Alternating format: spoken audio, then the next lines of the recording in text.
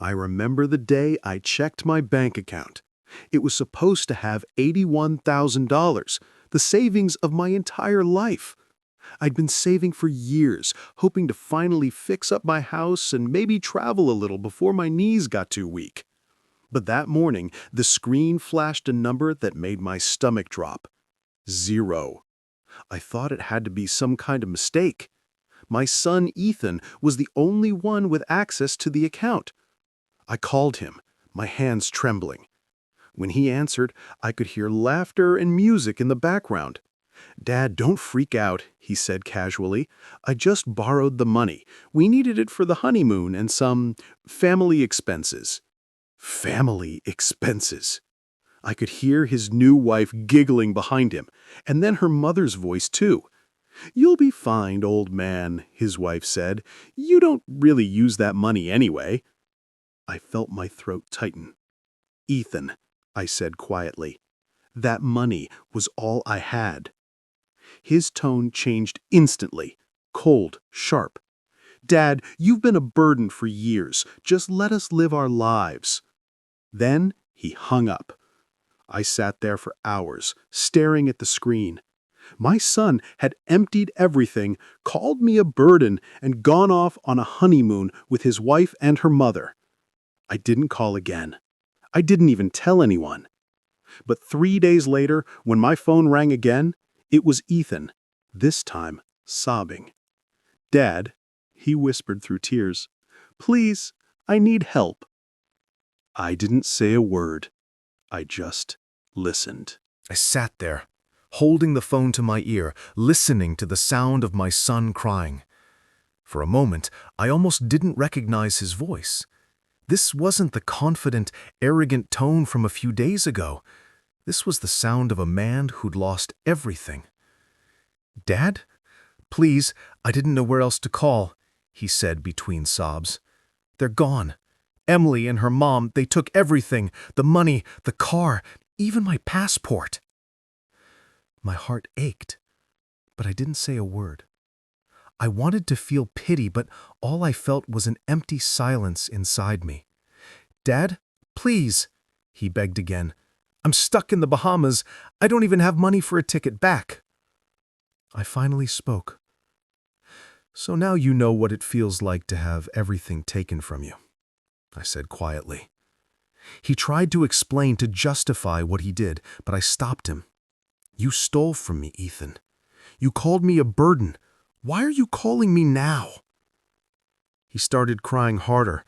"Because you're the only one who ever cared about me," he whispered. The irony of that statement hit me hard. I wanted to forgive him, but I wasn't ready yet. I told him to text me his location, then hung up. That night I didn't sleep. I thought about all those years, how I worked overtime to pay for his college, how I skipped my own meals so he could eat better, how I celebrated his every small win like it was my own, and now this. But deep down, he was still my son. So the next morning, I transferred $2,000 to a travel agency in Nassau and booked him a flight home. I didn't call to tell him. It was just something I felt I had to do. When he arrived back, he didn't come to see me. Instead, I saw on social media that he was back in town and had rejoined work at his office. Life went on. A week passed, and then I got an invitation. His company was hosting an annual celebration party. My name was printed on it. I knew Ethan hadn't sent it, but someone else at his office must have thought of inviting me. I hesitated for hours. Then something inside me told me to go. Maybe it was curiosity, maybe it was a sense of unfinished business.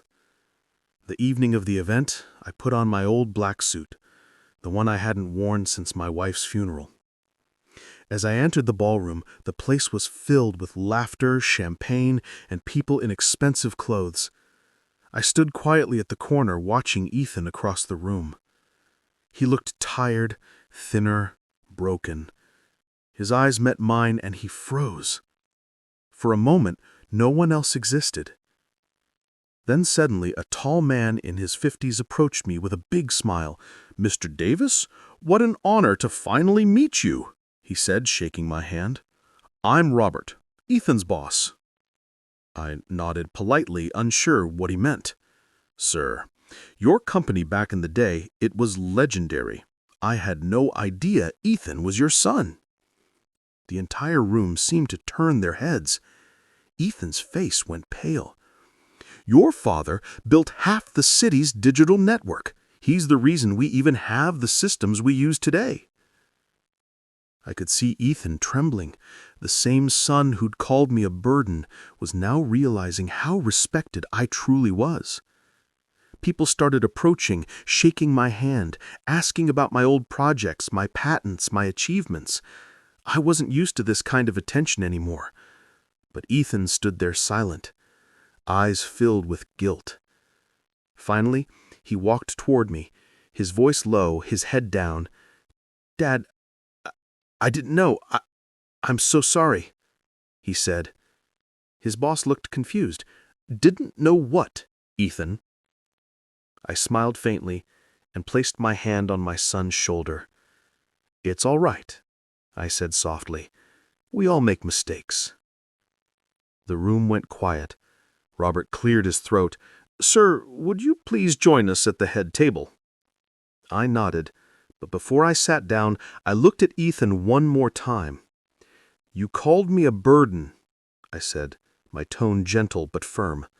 But tonight, your boss called me sir. Remember that. His eyes filled with tears. As the music started again, he walked out of the room quietly. I didn't stop him. Some lessons life teaches better than a father ever could. That night, after the party, I drove home in silence. The city lights blurred through the windshield as my mind replayed every word, every look from that evening. My son's face, ashamed, broken, haunted me. I knew he wanted to talk, but maybe he didn't know how. The next morning, as I sat by the window sipping my coffee, there was a knock on the door. I opened it to find Ethan standing there, his eyes red, holding a small paper bag. Morning, Dad, he said quietly. I brought breakfast. Thought we could talk. It had been months since he'd come by. I stepped aside and let him in. We sat at the kitchen table, where he used to do his homework as a boy. For a moment, it felt like old times. Dad, I've been a fool, he began. I thought money made me free. I thought helping you was slowing me down, but I was wrong. I didn't interrupt. He continued. When Emily and her mom left, I realized how empty everything was. They never cared about me, just what I could give them. But you were always there, even after everything I said. His voice cracked and tears rolled down his face.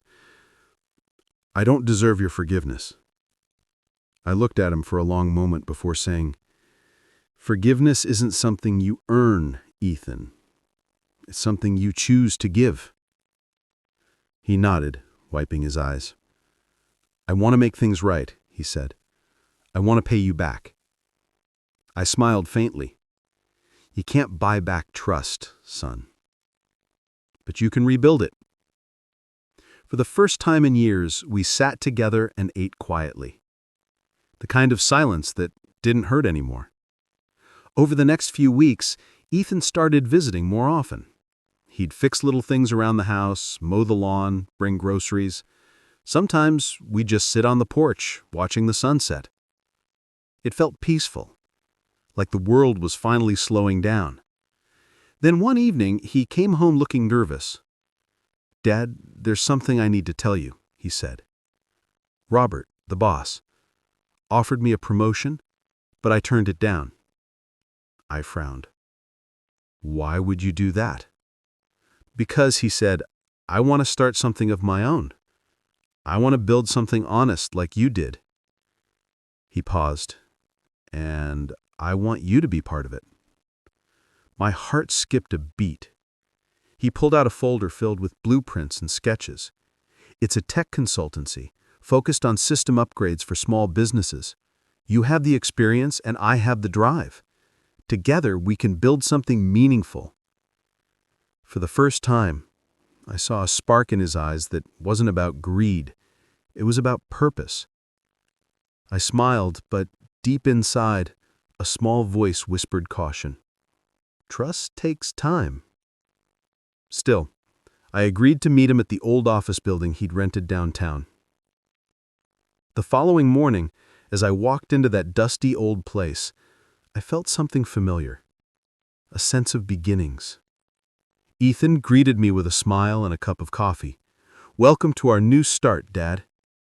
We spent hours talking, planning, dreaming. It almost felt too good to be true. But as the sun began to set, I noticed something strange. Documents on the desk with my signature on them. But I'd never signed them. "Ethan?" I asked quietly. "What are these?" He froze. The color drained from his face. "Dad, I can explain." My chest tightened. "Explain what?" I asked, my voice low. He swallowed hard. "It's not what you think. I just needed to move some funds around to secure the lease." My heart sank. "You used my name again?" He tried to reach for me, but I stepped back. "After everything, Ethan?" His eyes filled with panic. "Dad, please, it's not like before. I was going to tell you." I turned away, my hands trembling. I had trusted him again, and maybe that was my mistake. As I walked out, I could hear him shouting behind me, "Dad, don't go, please!" But I didn't look back. The street was cold and quiet.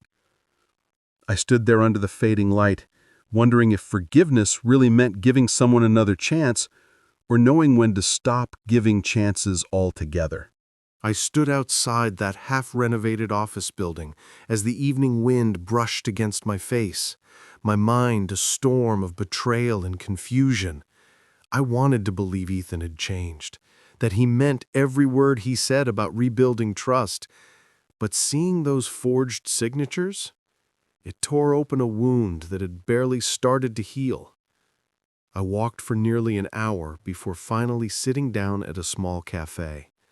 I ordered black coffee and stared out the window, watching strangers pass by, each living a life less complicated than mine.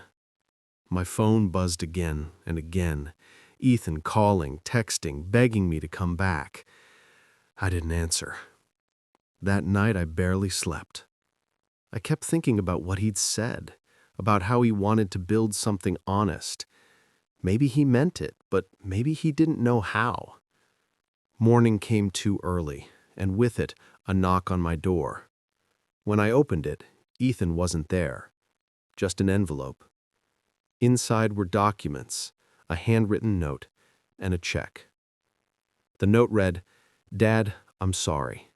I didn't forge your name to steal. The landlord needed your signature for approval, and I panicked because you weren't there. I thought if I didn't act fast, we'd lose the lease. I was wrong. I should have told you.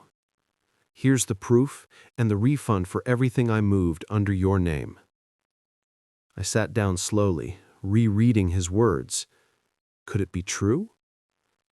My instinct told me he was hiding something, but the tone of that letter, it wasn't the voice of a liar, it was the voice of someone desperate not to lose the only person left who believed in him. Later that afternoon, I drove to his office again. The door was unlocked, papers scattered everywhere, blueprints on the floor.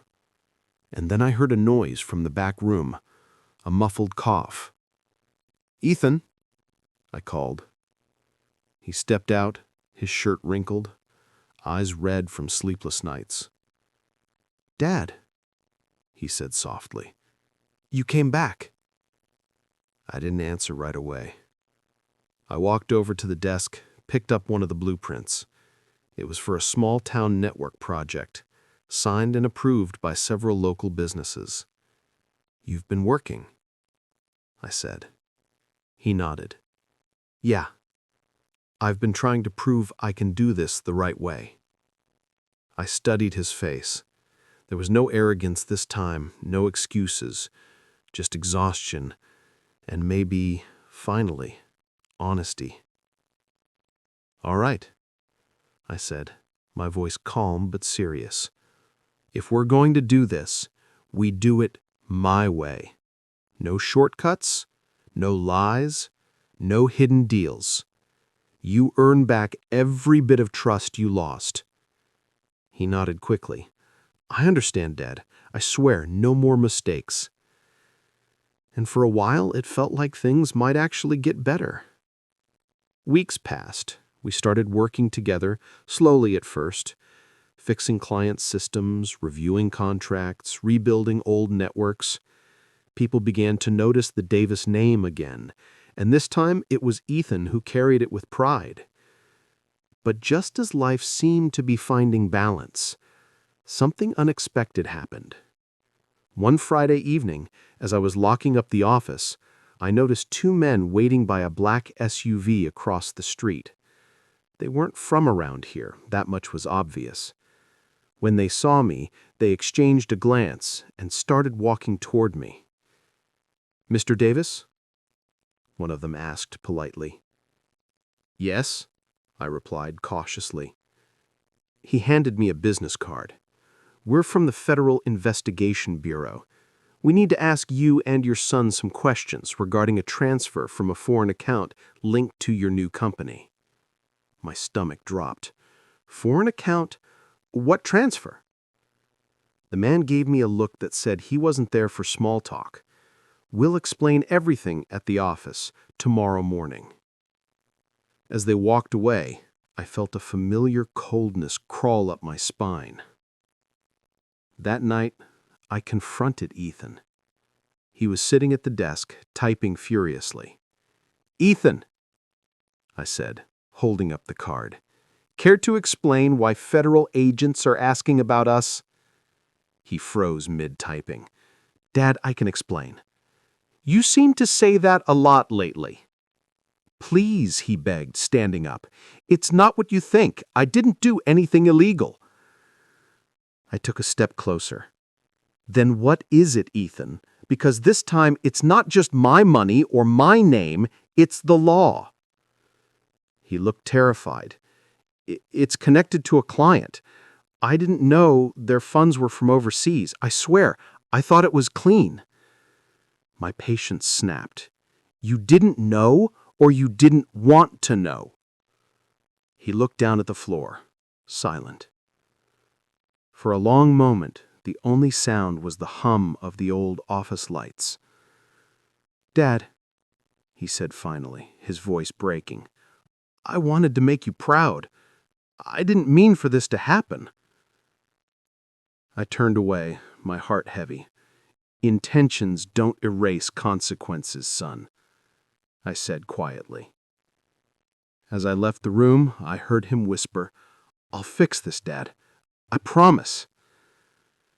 But deep down, I wasn't sure if he could, or if this time he'd gone too far.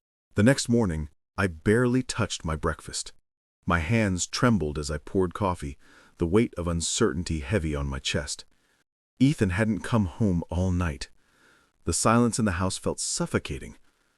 At exactly 9 a.m., I drove to the address on the card the agents had given me, the local Federal Investigation Bureau office. The lobby smelled of cold metal and coffee. After a few minutes, one of the agents from the night before appeared and gestured for me to follow him. We walked into a small conference room. "Mr. Davis," he began, "we appreciate you coming in voluntarily. Your son has already arrived." I turned to see Ethan sitting in the corner, looking pale and exhausted. He avoided my eyes. "We've been investigating a series of international fund transfers," the agent continued. "Your company received $150,000 from an offshore account registered under a shell corporation in the Cayman Islands." I blinked in shock. "That's impossible," I said. "We've only been in business a few weeks. We barely make enough to cover expenses." The agent nodded. "That's why we're giving you the benefit of the doubt. But we need to know who authorized that transaction." All eyes turned to Ethan. His voice trembled as he spoke. "It wasn't me," he said. "At least, not directly." My heart sunk. "Ethan," I said quietly, "what do you mean, not directly?" He swallowed hard. "One of our clients, Mr. Kaplan, offered a partnership deal. He said he'd invest in the business if we let his finance team handle the transfer. I didn't think it was a big deal." The agent sighed. "Mr. Kaplan is under federal investigation for money laundering. That transfer went through your company's name." Ethan's face turned white. "I swear I didn't know." I looked at him. My son who once stole my savings, who promised to rebuild trust, who wanted to make me proud, and now this. "We'll need you both to stay available for questioning," the agent said as he stood up.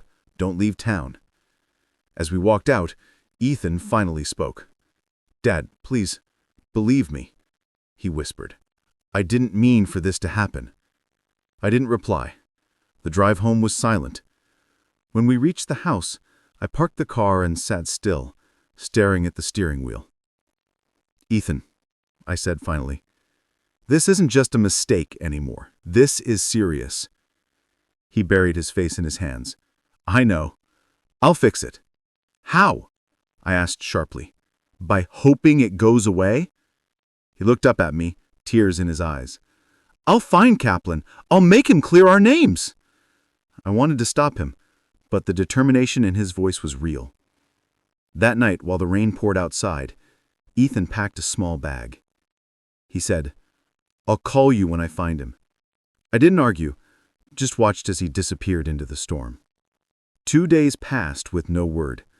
I tried to reach him, but every call went to voicemail. Then, late on the third night, my doorbell rang.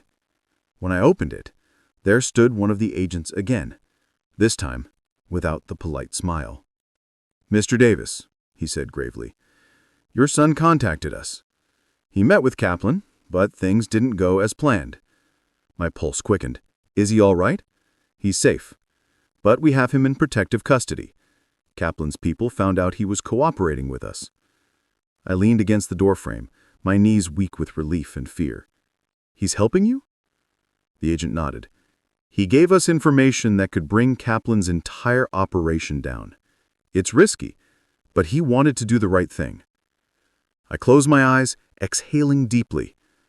For the first time, I felt both proud and terrified. "Can I see him?" I asked. "Not yet," the agent said. "It's for his safety. But when this is over, he'll be free, and your company's name will be cleared." The next few days were a blur of waiting. Every hour felt like a lifetime. Then one evening, the phone rang. It was Ethan. His voice was quiet but steady. "Dad, they're moving Kaplan tonight. I gave them everything they needed. Once it's done, they'll let me go." "Son," I said, my throat tight, "I'm proud of you." There was a long pause. "I should have listened to you years ago. I thought being strong meant doing things my way. But now I see it was your way that kept us alive." Before I could reply, the line went dead. The next morning I saw the news. FBI arrests businessman in major fraud scandal, 1 injured in operation. My heart stopped. The article didn't name Ethan, but deep down, I knew. I froze as I read the headline again and again, hoping the words would somehow change, hoping it wasn't him. 1 injured in operation. Those 4 words burned into my chest like fire. I grabbed my keys and rushed to the nearest hospital listed in the article. The rain had started again, a steady rhythm against the windshield as I drove faster than I should have. When I reached the hospital, the lobby was crowded with agents, nurses, and flashing lights.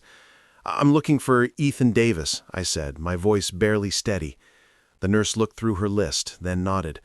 "Room 214, but you'll have to wait until the agents clear it." I waited in that hallway for what felt like hours, pacing back and forth, every sound making my heart jump. Finally, one of the agents I recognized came out of the room. His face was serious, but not grim. "He's stable," he said quietly. I felt my knees weaken. "He got shot in the shoulder during the raid. He's lucky to be alive. Kaplan's men tried to escape, but your son stopped them long enough for us to catch them all." I swallowed hard, emotion tightening my throat. "Can I see him?" The agent nodded. A few minutes only. I pushed open the door gently. There he was, Ethan, lying on the bed, pale, eyes half open, wires and monitors beeping softly beside him. When he saw me, a faint smile appeared on his face. "Hey, old man," he whispered weakly. I tried to smile back, but my eyes were wet. "You scared the hell out of me," I said. "You and your heroic acts." He gave a faint laugh that turned into a wince. "Guess I finally did something right." I pulled a chair closer and sat beside him. "You did more than that, son. You made things right." His eyes glistened. "They told me you'd be mad." I shook my head slowly. "Mad? No. Proud, more than I can say." For a while, neither of us spoke. The only sound was the soft beeping of the heart monitor and the rain against the windshield. "Dad," he said after a pause, "when this is all over, I want to start again. No shortcuts, no big dreams, just a small business, honest work, maybe even something that helps people." I nodded, squeezing his hand gently. "We'll do it together. We'll start small, build slow, and this time, we'll build it right." He smiled faintly before drifting into sleep. As I sat there watching him, I thought back to the day I saw my savings drained, the anger, the disappointment, the heartbreak, and now here we were, two broken men trying to rebuild something far more important than money: trust. The next few days were a blur of recovery and media noise. Kaplan's arrest made national headlines. Ethan was hailed as a whistleblower, a man who risked his life to expose corporate corruption. But the attention wasn't what mattered to me. What mattered was that every time I visited him, I saw a light in his eyes that had been missing for years. One evening about a week later, I arrived at the hospital to find his bed empty. My heart skipped a beat until I saw him sitting outside in the courtyard, wrapped in a blanket, watching the sunset. "You should be resting," I said as I sat beside him. "I've been resting too much," he replied with a tired smile. "I wanted to feel the air again." We sat quietly for a moment before he spoke again. "Dad, when this is all over, I want to start again. No shortcuts, no big dreams, just a small business, honest work, maybe even something that helps people." I nodded, squeezing his hand gently. "We'll do it together. We'll start small, build slow, and this time, we'll build it right." He smiled faintly before drifting into sleep. As the sun sank below the horizon, painting the sky in orange and gold, I felt something I hadn't felt in years: peace. But that peace didn't last long. The next morning, as I was having breakfast, the phone rang again. It was one of the agents. "Mr. Davis," he said urgently, "we need to speak with your son again. Some new information came up about Kaplan's offshore accounts. Your son's name appears on another transfer we didn't notice before." My heart froze mid-beat. "That can be right," I said, but the agent's tone was grim. "We just need clarification, but you should prepare him. It might not be good." I hung up the phone slowly, staring at the wall. Just when I thought it was finally over, the storm was starting again. The sound of the agent's voice lingered in my head long after the call ended. I sat frozen, staring at the half-finished cup of coffee on the table. Just when I thought things were finally getting better, life decided to twist the knife again. Ethan was still at the hospital, recovering, oblivious to the storm that was about to hit him again. I drove there slowly, every mile heavier than the last. When I entered his room, he was sitting up, scrolling through some emails on his phone. He smiled faintly when he saw me.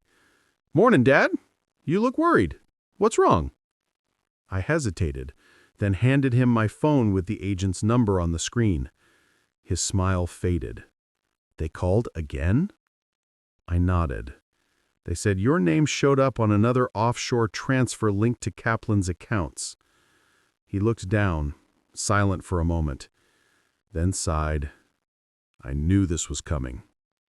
"What do you mean you knew?" I asked sharply. "Ethan, did you hide something from them? From me?" He looked up slowly, guilt written all over his face. Before I went to the FBI, I was scared. I didn't know who to trust, and Kaplan's team offered me a bonus, $50,000, to keep quiet about some things. I refused, but they still sent it. It hit one of our business accounts in my name. I told myself I'd return it after things calmed down, but I didn't realize it would trace back to me. I rubbed my forehead, trying to make sense of it. You didn't spend it? No, he said quickly. It's still sitting there, untouched. I took a deep breath, the air heavy with frustration and fear. Then you need to tell them everything, right now. He nodded slowly. I will. I'm done hiding. That afternoon, we met the agents again. The office was quieter than before, the tension sharper. Ethan laid out every document, every email, every transaction, explaining how he had tried to distance himself from Kaplan's people but got pulled in deeper than he realized. The lead investigator listened carefully, jotting notes, occasionally glancing at me. When Ethan finished, there was a long silence. Finally, the agent spoke. If what you're saying is true, this changes things. You may have been used as a front to launder more than one payment. We'll need to verify your story. Please, Ethan said. I'll cooperate fully. Just clear my father's name and the company's. The agent nodded, but didn't promise anything. As we walked out of the office, Ethan looked exhausted but relieved. Feels like a confession I should have made years ago, he said softly. I looked at him and sighed. Maybe. But this time, you did the right thing before it was too late. Over the next few days, the investigation deepened. The FBI combed through every record, every account, every digital trace. Ethan spent hours answering questions, handing over devices, doing everything they asked.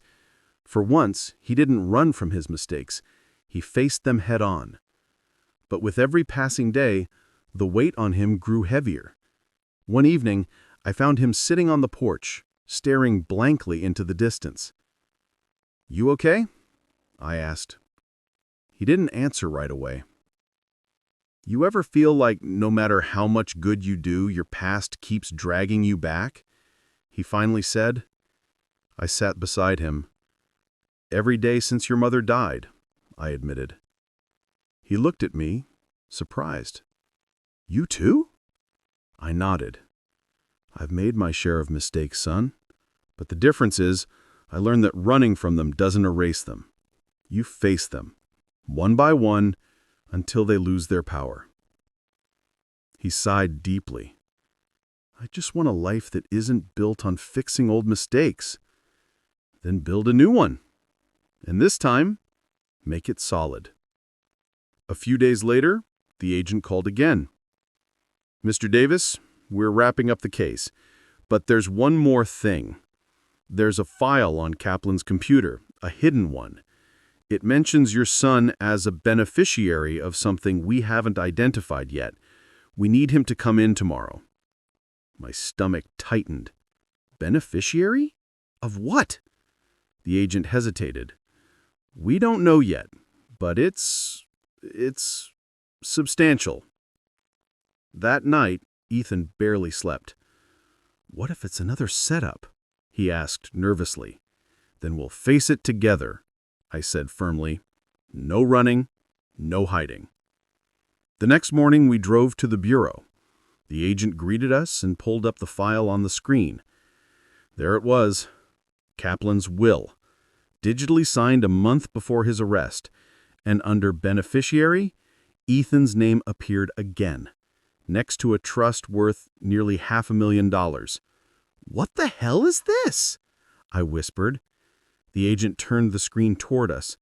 "We think Kaplan was trying to tie your son to his operations, to make it look like he was involved deeper than he realized. But we need to confirm if any of this money has moved." Ethan looked terrified. "Dad, I swear, I didn't know." "I believe you. But belief won't clear your name. We'll need proof." The agent leaned forward. Mr. Davis, your son could be in serious danger. Kaplan's network isn't completely gone. If he's listed as a beneficiary, others might think he knows where the rest of the money is. Ethan's eyes widened. You mean they might come after me? The agent nodded grimly. Exactly. We're arranging protection, but you both need to be careful. I looked at Ethan, fear crawling through my veins. Just when I thought the worst was over, it seemed like the real fight was only beginning. The air in the FBI office felt heavier that morning. Ethan sat quietly beside me, his hands clenched so tightly his knuckles were white. The agents moved around us, whispering in low voices, reviewing digital files and surveillance reports. One of them, Agent Monroe, approached with a grave look. "Mr. Davis," he said to Ethan, "we've confirmed the trust fund was real, but the money never got transferred. It's locked under an encrypted account in Kaplan's offshore holdings." Ethan frowned. "So what does that mean for me?" "It means someone might want to finish what Kaplan started," Monroe said. "They may think you know how to access it." Ethan's face went pale. "But I don't." "We know," Monroe replied, "but they don't. They advised us to stay under protection for a few days until things settled. We were escorted to a small safe house on the edge of the city, quiet, secluded, surrounded by thick woods. At night, the sound of crickets filled the air, broken only by the distant hum of passing cars. For a moment, it almost felt peaceful. But peace doesn't last long when your past keeps knocking. 2 nights later, around midnight, I woke up to the faint sound of gravel crunching outside. I reached for my phone but realized the battery was dead. I looked over. Ethan's bed was empty. My heart skipped a beat. I rushed to the window and saw him outside near the carport, talking to someone in the shadows. I couldn't make out the face, but the voice that carried through the air made my blood run cold. "You shouldn't have talked to the feds, Ethan," the man said. Ethan stepped back. "Who are you?" "A friend of Kaplan's. He left unfinished business." I didn't think. I just grabbed the nearest thing I could find, a heavy flashlight, and bolted outside. "Get away from my son," I shouted. The man turned, and under the dim porch light I saw his face, one of Kaplan's old partners, a man named Reese. He smirked. "You should have stayed out of this, old man." He reached into his coat, and before I could think, I lunged forward, knocking him off balance. The flashlight hit the ground, rolling away, and we struggled in the dirt. Ethan grabbed my arm, pulling me back as Reese stumbled to his feet, clutching a small gun. "Don't make this harder," Reese hissed. "Just give me the access codes."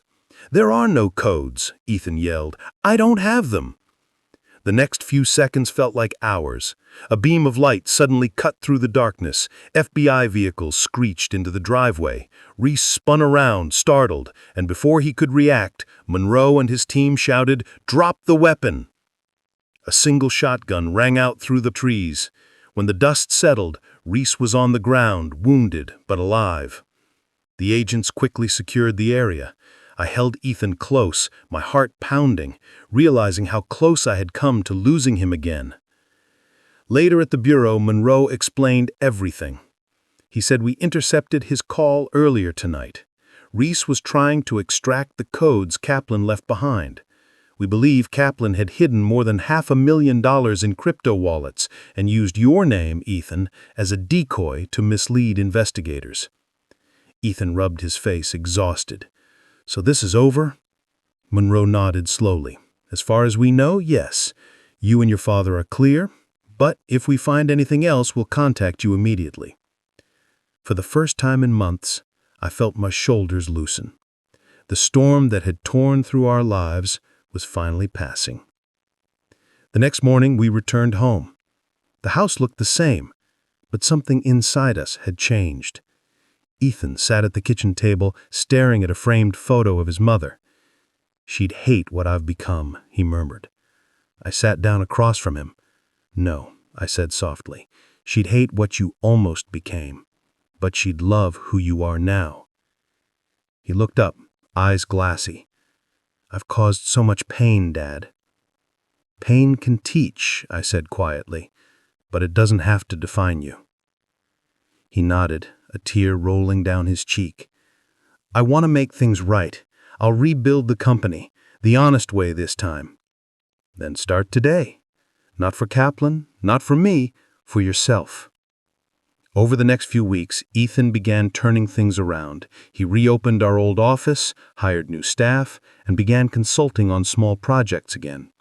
No more secret deals, no offshore accounts, just honest, hard work. One afternoon, as we packed up some old files, he handed me an envelope. "What's this?" I asked. "My first official paycheck since I came back," he said, smiling. "You're my first investor." I laughed, shaking my head. "Son, after everything you've put me through, I think you owe me interest." He chuckled softly. It was the first time in a long while I'd heard real laughter from him. A few months later, we stood side by side at the beach, watching the sunset. The ocean breeze brushed against our faces, warm and calm. Ethan turned to me and said, "You know, Dad, when I emptied your savings that day, I thought I was chasing freedom, but I was just running from myself." I looked at him and smiled. "You found yourself anyway. That's what matters." He nodded. "And I'll spend the rest of my life earning back what I lost, not the money, but your trust." "You already did," I said, placing a hand on his shoulder. The waves rolled in quietly, the sky painted with gold and orange hues. For the first time in years, I felt peace. Not the kind that comes from silence, but the kind that comes from forgiveness. We walked along the shore in silence, leaving 2 sets of footprints behind us, side by side, steady, moving forward at last.